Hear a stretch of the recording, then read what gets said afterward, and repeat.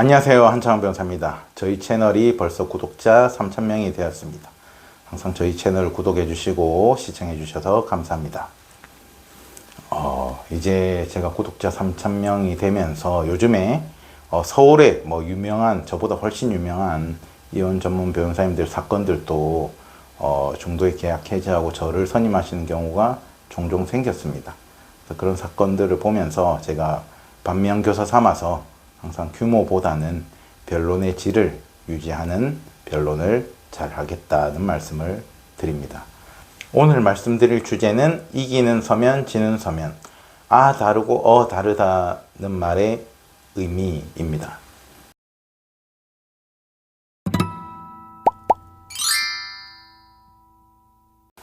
제가 이제 중도에 들어가가지고 이 중도에 계약을 해지하고 저를 선임한 변호사를 바꾼 케이스들은 중간에 그 앞에 사건들이 분명히 문제가 있었기 때문에 변호사가 아마 안 바뀌었겠습니까? 그래서 제가 이제 그런 것들을 사건을 앞에 기록을 보고 다시 이제 우리 사건, 새로 이 사건을 정리를 해 나가는데요. 거의 항소심 하듯이 정리해 나가는데 그 과정에서 표현들이 제가 도대체 왜 이렇게 표현했지? 왜 이렇게 정리가 돼 있지? 이런 것들이 제법 보여서 그런 것들을 좀 예시로 보여드리면은 뭐가 다르고 다른 거구나를 느끼실 수 있을 것 같아서요. 오늘은 그 부분에 대해서 말씀을 드립니다. 첫 번째 주제는 굳이 상대방 변호사가 쓸만한 표현을 쓰는 경우에요. 상대방 변호사나 쓸만한 표현들을 종종 쓰는 이유는 뭘까요? 첫 번째, 그냥 아무 생각이 없어서 그렇게 표현했다. 내지는 의뢰인이 그렇게 표현했는데 의뢰인 표현은 그대로 표현했다. 둘 중에 하나겠죠. 제가 말씀드리는 예시를 한번 보세요. 그러면 원고가 있고요. 피고가 있어요. 저는 피고 쪽 변호사예요. 예를 들어서요.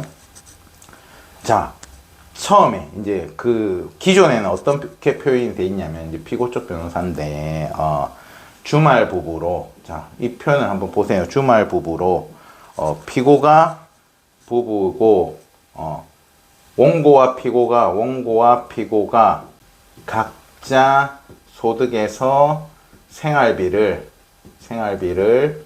각자 부담해 왔다. 이렇게 표현합니다.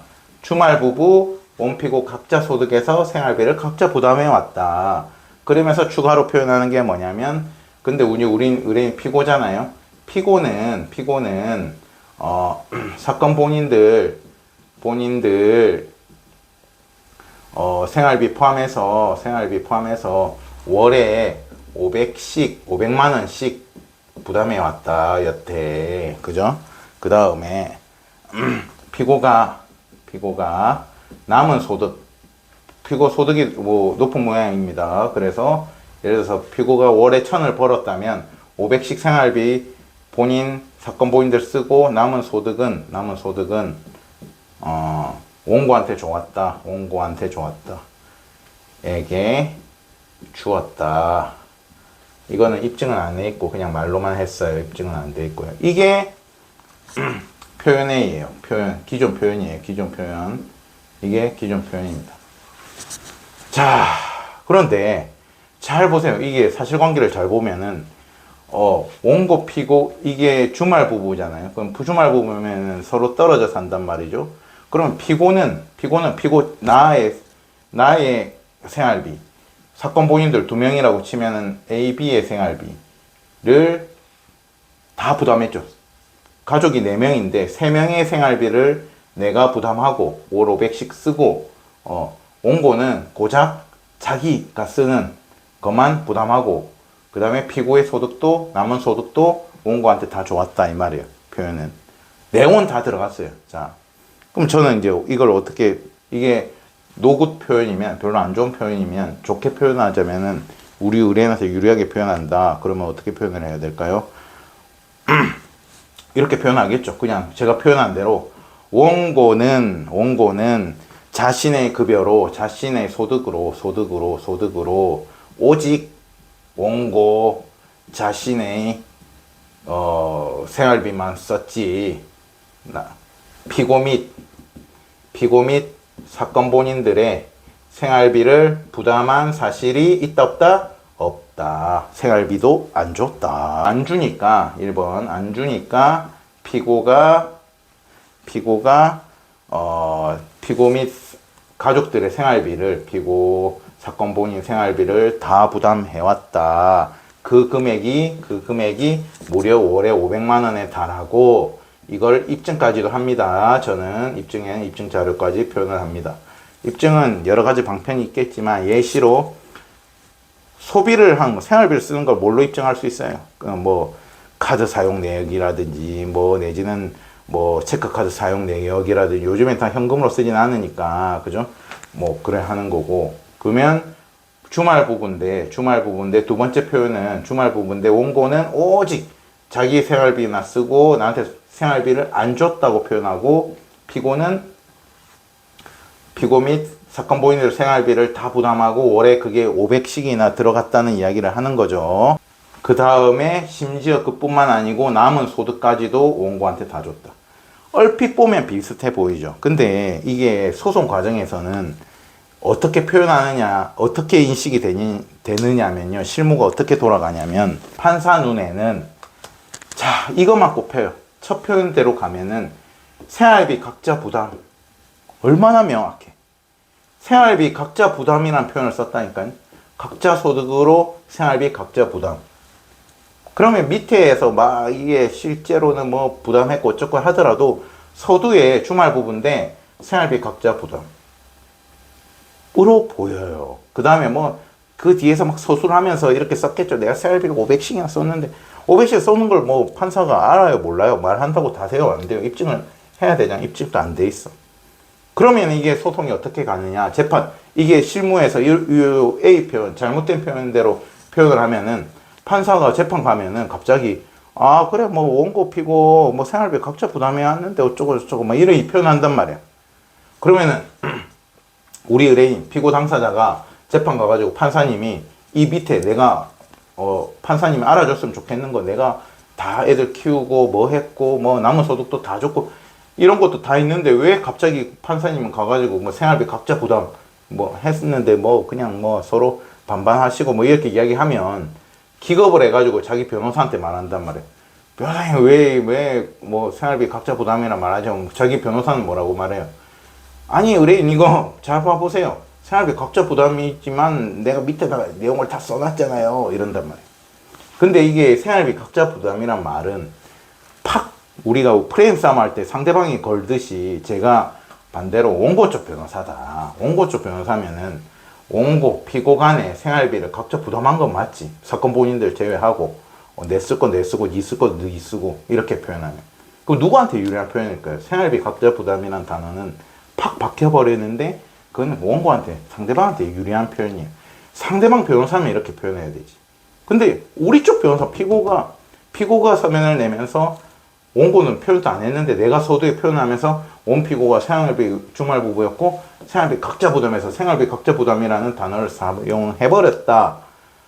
그게 서두에 나와가지고 이게 판사님이 서면을 대충 보면은 딱 박히게끔 돼 있다. 그럼 이 사건은 원고 피고가 생활비 각자 부담 사건으로 가는 거예요. 근데 두 번째 잘 쓴 표현은 뭐라고 표현해요?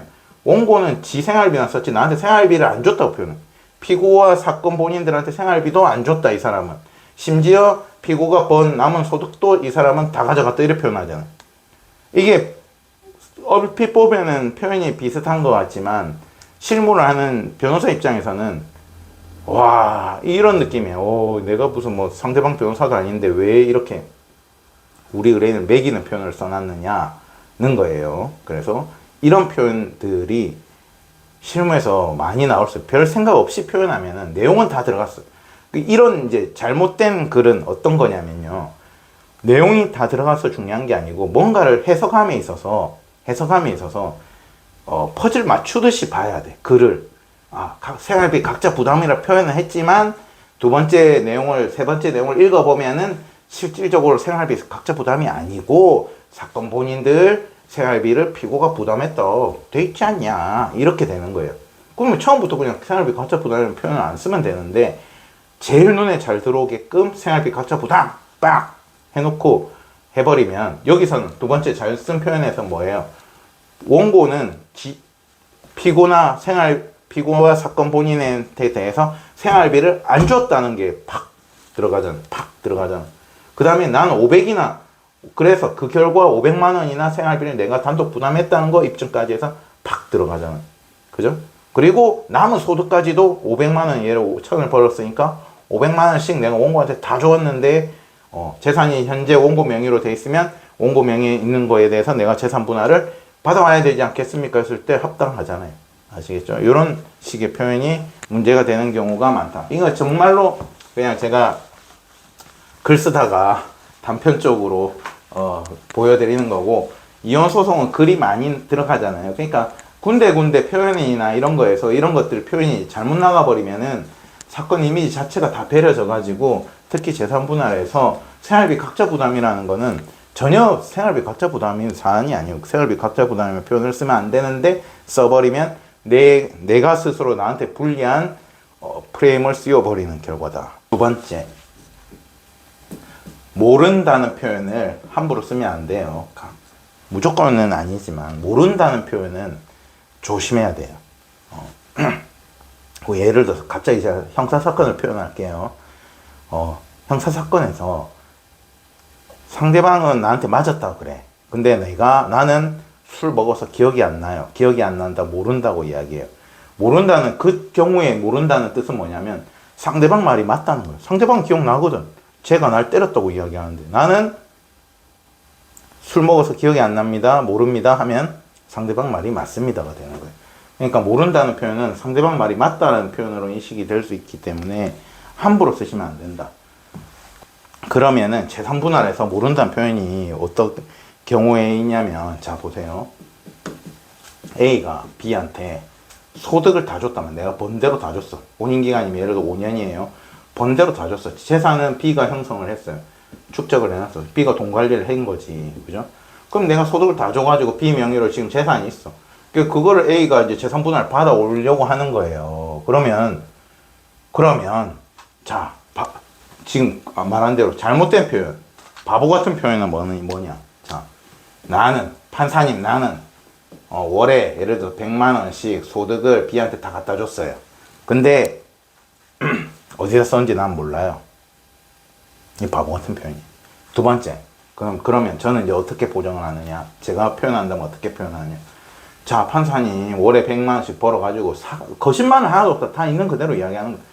월에 100만 원씩 벌어가지고, 100만 원씩 B한테 줘가지고, B가 그걸로 B 명의로 재산을 유지 형성하는데 사용을 하도록 다 보내주었습니다. 그죠? 그렇게 표현한단 말이에요. 근데 아까 잘못된 표현에서는 월 100만 원씩 줬는데요, B가 어디다 썼는지도 모르고, B 재산에 대해서도 잘 몰라요. 재산에 대해서도 실제로 모를 수 있죠. 근데 모른다는 표현은 아까 제가 뭐라 했어요? 함부로 쓰는 게 아니에요.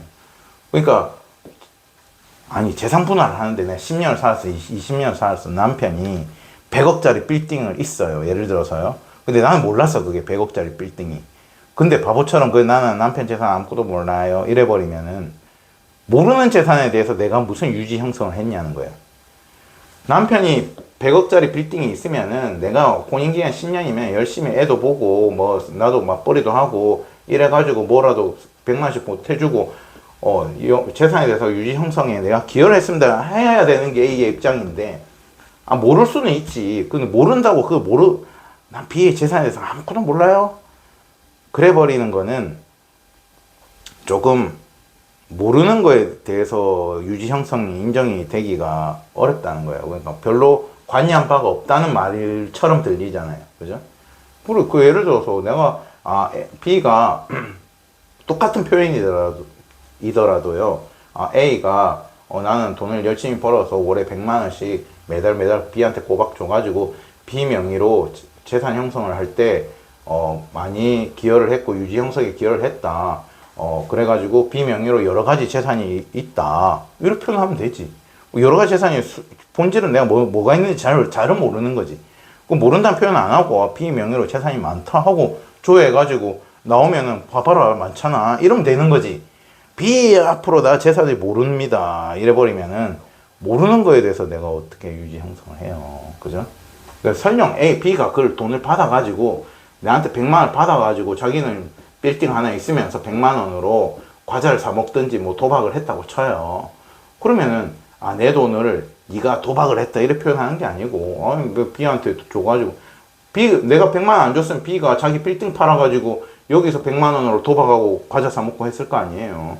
사실 내가 100만 원 준 게 B가 이걸 유지 형성하는데 기여를 한 거 맞잖아. 그럼 그렇게 표현을 해야죠. 아시겠죠? 나가 유리하게 표현하는 거예요. 그게 아와 다르고 다른다는 거. 거짓말을 해야 뜻이 아니고 하나도 거짓이 없어. A가 B한테 돈이 100만 원 갔다는 것 사실 자체는 거짓이 없어. 입증하면 돼. 그런데 그걸 내가 어떻게 유리하게 표현하느냐는 천양지차라는 거죠. 그래서 제가 다르고 다른. 이거나 저거나 뭐 비슷한 뭐 같은 거 아니에요? 아니에요. 실무에서는 많이 달라요. 그러니까 그렇게 인정이 안 돼요. 너 예를 들어서 내가 100만 원 준 거는 B가 다 도박한다고 날리고 안 남아있어요. 이러면은, 그래, 판사가, 그래, 안 남아있는 재산은 분할 대상이 아니지. B는, 이 빌딩은 내가 총각 때부터 들고 있던 거예요. 특유 재산이에요. 이러기 시작하면은, 그래, 그건 특유 재산이지. 혼인기간도 짧고. 이렇게 되잖아. 무슨 말인지 알겠죠? 그래서 혼인기간이 짧더라도 내가 그 재산을 유지 형성했음을 입증하면 충분히 재산 분할 포함이 되거든요. 근데 똑같이 100만 원을 줬더라도 내가 뭐 어떻게 표현하느냐에 따라서 그 유지 형성을 했다고 보이기도 하고 그냥 안타깝구나 라고 보이기도 한단 말이에요. 그런 차이가 실제로 기여도 판단에서는 비율이 많이 클 수가 있다는 겁니다. 그리고 세 번째는 이것도 참 제가 많이 보는 건데 결론을 삼키지 말라는 거예요. 삼키지 마라. 그러니까 뭐를 되게 열심히 표현을 했어요. 근데 그래서 네가 표현하는 거에 그래 결론이 뭔데? 결론을 딱 해야 돼요. 열심히 다 입증하고 정리를 해가지고 쫙 했으면은 판사님 결론이 이겁니다라고 딱 이야기를 해줘야지. 네가 지금 그 이야기를 하는 거구나 하고 판사님 앞에 걸 딱 보고 판결을 딱 우리한테 유리하게 이 말이 맞다 이렇게 해줄 건데 못 쓴 거는 열심히 입증도 다 하고 다 정리를 하는데 마지막 결론을 항상 안 내요. 앞에서 그걸로 끝이야. 내가 무슨 말을 할지는 글을 읽는 당신이 생각을 해봐서 결론을 내달라 이 말이에요. 그러니까 깝깝하죠. 이런 글이. 이게 예시로 제가 최근에 이것도 중간에 받아 가지고 제가 보정한 사건인데 어떤 게 있냐면 잘 보세요. 이 케이스는 해외에서 이제 부부 생활을 하시다가 한국에서 이제 이혼 소송하는 케이스예요. 그래서 남편이 예를 들어서요, 월에 400만 원을 벌었어요, 월에. 해외니까 이게 400이 아니고 이걸 달러로 벌었겠죠. 달러로 벌었단 말이에요. 그런데 아내가 주장하는 거는 뭐냐면, 네가 나한테, 생활비를 너무 적게 줬다. 과소하게 줬다. 이런 주장을 한단 말이에요. 근데 본질은 뭐냐면 이 남편이 월 400만 원을 다 생활비로 쓰는데 다 썼고 공동 생활비로 썼고 심지어 남은 짜투리 돈까지 아내한테 다 줬어. 월 400만 원 벌어서 다 줬으면 됐지. 뭐가 그게 귀책이 잡힐 게 없잖아요. 그러면은 잘 보세요. 월에 400만 원을 내가 예를 들어서 아파트 관리비로 50만 원을 썼고요. 월 50만 원을 썼고요. 그 다음에 식비로 150만 원을 썼고요. 제가 이제 받기 전에 앞에 변호사가 정리해 놓은 내용이에요. 거기까지 좋아. 그럼 200만 원 쓴 거 됐잖아. 그리고 어떤 항목으로, 공용 항목으로 150만 원을 쓰고, 월 50만 원을 아내한테 줬다. 남은 돈을 줬다. 그러면 400만 원을 다 생활비 쓰고 남는 돈 아내한테 다 줬기 때문에 귀책이 없다. 이렇게 이야기하면 되는데, 어떻게 정리가 돼 있었냐면, 여기서 갑자기 150만 원이라고 안 하고, 여기서 갑자기 달러로 주장을 해. 이걸 원화로 계산하면 150만 원인데, 아시겠어요? 이게 지금 예시니까 제가 항목이, 3가지, 4가지밖에 없는 건데, 실제로는 항목이 20가지 가까이 됐을 거 아니에요. 생활비로 소비가 된 게. 근데 20가지 항목 중에 한 15가지는 원화로 하고 나머지 5가지는 달러로 했단 말이에요. 달러로 정리를 했단 말이에요. 항목에. 그러니까 이 글을 읽는 사람이 달러로 정리할 거면은 내 소득도 달러로 정리하고, 알겠죠? 달러로 정리하고 내 소득이 뭐 예를 들어서 뭐 얼마 달러인데 아파트 관리비로 몇 달러 해가지고 다 줬다고 하든지, 이 소득을 원화로 정리했으면 전부 다 원화로 정리해야지 판사님이 400만 원을 다 여기다가 갖다 줬구나, 생활비로 다 쓰고 넘어갔구나, 그리고 결론에서 자 100% 생활비로 다 쓰고 남은 50만 원까지 내가 아내한테 다 줬습니다, 이렇게 결론까지 내줘야 되잖아요. 그죠? 근데 앞에 잘못 쓴 글에서는 열심히 다 입증까지 하면서 정리는 했는데 중간에 뭐 하나는 항목 5가지는 달러로 정리해 놓고, 그러니까 결론도 없어요. 결론도 안 써놨어. 그냥 뭐 열심히 정리만 해놨다 이 말. 열심히. 그러니까 내가 월 400만 원을 남편이 벌어가지고 생활비로 다 쓰고 남은 50만 원을 아내한테 준 건데 내가 뭐가 부당한 행위를 한 겁니까? 이렇게 이야기를 해야 되는데, 결론을 내줘야 되는데 그 말도 안 하고 이만큼 열심히 생활비가 많이 들어갔다는 취지로만 이야기하고, 총 얼마가 생활비가 들어갔는지도 달러로 총액도 없고 원화로 총액도 없고, 결론은 이 아내는 뭐라 주장해요? 나한테 월 50씩 줬으니까 너 너무한 거 아니냐, 너 나쁜 사람인데, 이래 이야기했단 말이야. 거기에 대한 반론으로 나는 열심히 생활비를 많이 내가 자부담했다는 취지의 주장은 되겠지만 100% 다 줬다니까, 내가 계산해 보니까. 그래서 제가 이 사건을 받아가지고 달러를 다 원화로 바꿔가지고 그리고 결론에서도 400만 원 벌어가지고 350만 원은 생활비로 소진하고 남은 50만 원을 준 건데 이게 무슨 귀책입니까? 잘한 거지. 이렇게 결론을 딱 내주고. 그래서 이게 의외로 글을 못 쓰는 경우에는 결론을 삼켜버리고 이렇게 판사가 궁금하는 달러를 원화로 계산은 판사님 당신이 하세요, 약간 이런 느낌이잖아요. 그죠? 그러니까 굉장히 보기가 불편한 글을 쓰게 되면 판사님이 적극적으로 이게 반영이 안 될 수가 있어요. 그냥 남편이 소득을 벌어가지고 생활비를 좀 많이 부담했네는 인상까지만 주는 거지, 100%다 줬는데 왜 100%다 줬다고 말을 해야 되는데 안 하고 삼키면은 그게 인정이 잘 안 됩니다. 이것도 마찬가지로 왜 판결문 받아보면 왜 판사님은 인정을 안 해줬나요? 하면 그 변호사는 또 뭐라 하겠어요? 나는 다 했잖아요, 의뢰인, 이러고 난 다 넣어놨잖아요, 이런단 말이에요. 그래서 서로 막 불평불만, 왜 판결을 이렇게 나왔냐 이런단 말이에요. 근데 실제로는 제대로 정리가 안 됐기 때문에 판사님이 일일이 원화 계산해가지고 이게 총액까지 다 더해가지고 원고가 피고가 주장하는 바가 뭐구나 판결을 그렇게까지 내려주기가 어렵다는 거예요. 아시겠죠? 그래서 오늘은 서면, 이혼소송은 서면이 제일 중요하고 서면에서 표현에서 유리한 표현과 정리를 해나가는 것이다는 점에 대해서 말씀드렸습니다. 감사합니다.